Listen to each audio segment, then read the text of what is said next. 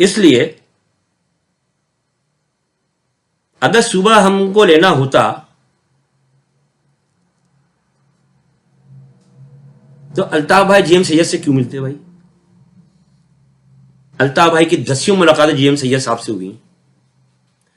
G M سید نے ٹھوک بجا کر یہ بات کی ہے کہ اگر سندھ کو کوئی آزاد کرا سکتا ہے تو یہ الطاف حسین کرائے گا، جو کہ سندھی نہیں ہے، جو کہ مہاجر ہے.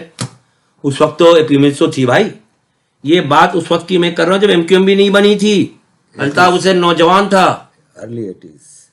اے پی ایم اور اے پی ایم ایس او کیا؟ آل پاکستان مہاجر اسٹوڈنٹس آرگنائزیشن، اور جی ایم سید سے ملاقاتیں چل رہی ہیں. اس میں بشیر قریشی بھی موجود ہوتا تھا جو اس وقت ہم سے لڑائی جھگڑا کرتا تھا، مطلب مارا ماری نہیں، جھگڑا کرتا تھا کہ کیا ماجر کیا ماجر سندھی یہ فلاں.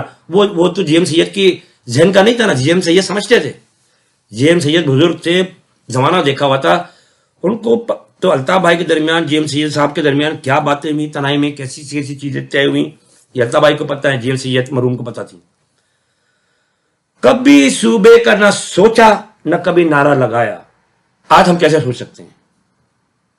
یہ غلط فہمیاں ڈالنے کی بات ہے، یہ مہاجر سندھیوں کو دور کرنے کی نفاق ڈالنے کی بات ہے.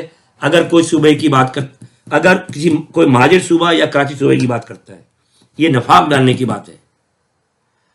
کبھی بھی الطاف بھائی کے ذہن میں سوچ آئی نہیں کہ صوبہ مہاجر صوبہ ہونا چاہیے یا کراچی صوبہ ہونا چاہیے. ایک تو بات میں نے کلیئر کر دیا آج آپ کو. وہاں پر کیا پٹھانوں کو نہیں مارا جا رہا، ٹرائبلز کو، قبائلیوں کو صبح شام ان کی عورتوں کو بے عزت نہیں کیا جا رہا.